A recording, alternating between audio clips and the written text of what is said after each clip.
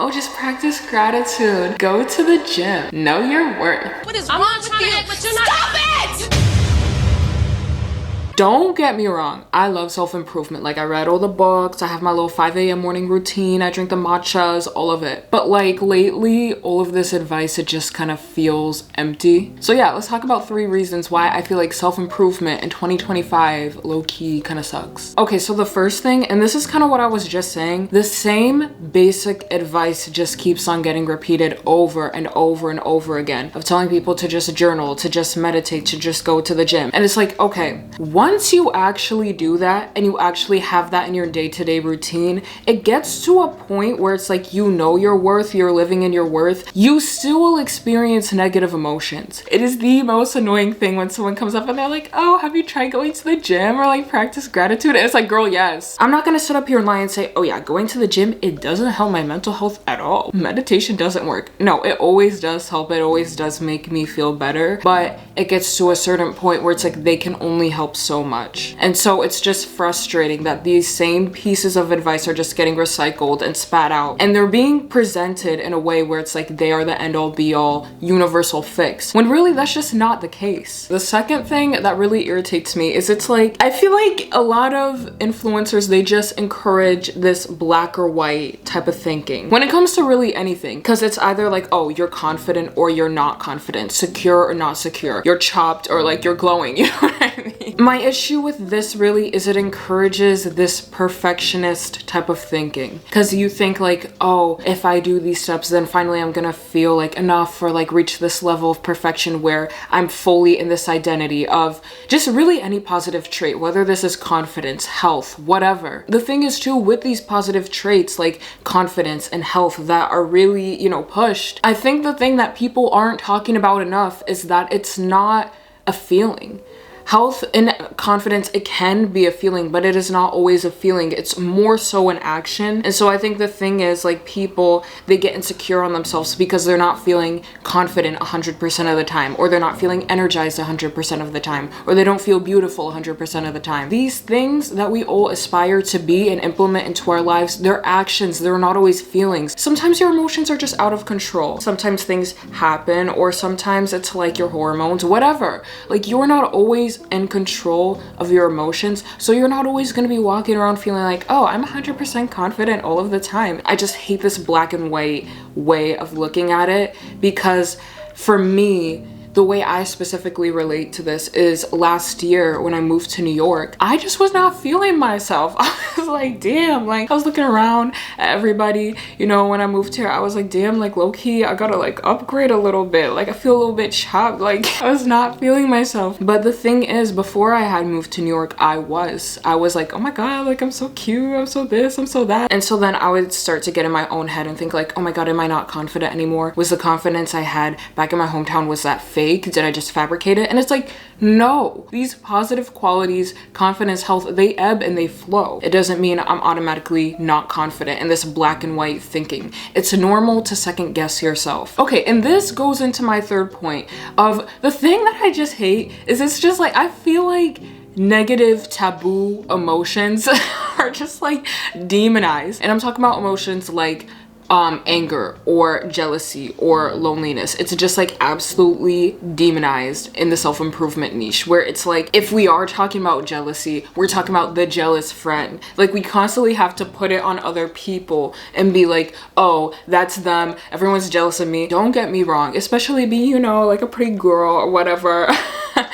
No, but for real, it's like I have experienced jealousy from other people. But okay, the thing is, I feel like with the self-improvement niche, there's too much of an outward focus on who's jealous of you. But then the time where you start to feel jealous, it's like you can't even accept that as an emotion. You can't sit with it because you're like, no, this is a behavior of an insecure person, to like, no, that's not my emotion. Or just even like this pedestalization of being high vibrational and like always having to feel good and calm and whatever. I think it is good to regulate you need to regulate your nervous system. It's not even good to, it's like a need. You need to emotionally regulate.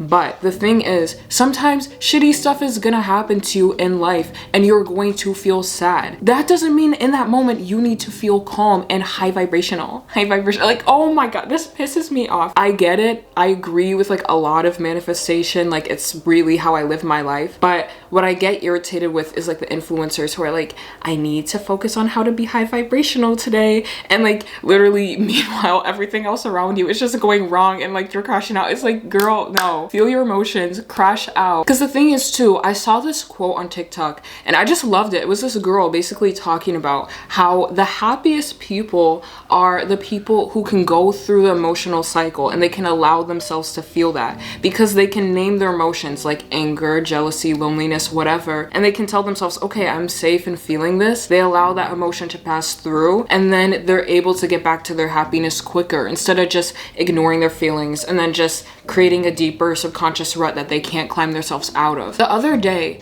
I was talking to someone and they're like, Candy, you are always smiling. Like, you're just so happy. Like, are you ever angry? I was like, oh girl, you should have seen me the other day when I was waiting for the train and it wasn't coming, like, and I was out in the cold. Oh, I was about to crash out. But like, okay, let me be for real though. The thing is, when I got back home, I was thinking, I was like, I actually feel like even though there are a lot of external things that are not like ideal for me in my life right now, I actually feel like the happiest I've ever felt in a very long time. And I was trying to think, like, why is this the case?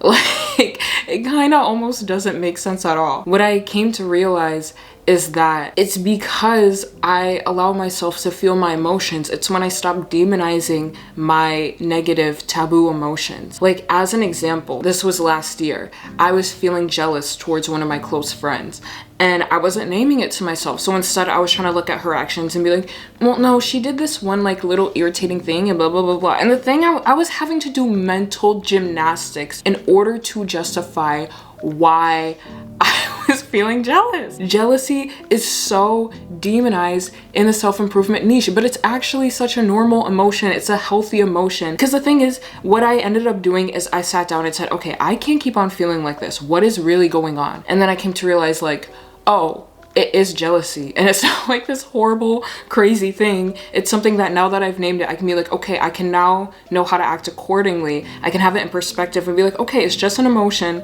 I don't have to keep on harping on this. Because I was thinking, like, I was doubting my looks and I was like, oh, I wasn't feeling like as pretty or whatever. But then when I actually wrote that down, I was like, that's actually insane that I would think that. When you actually allow yourself to process your emotions, you put it in perspective, you zoom out and you're like, oh, like, that's actually kind of delusional. I thought that.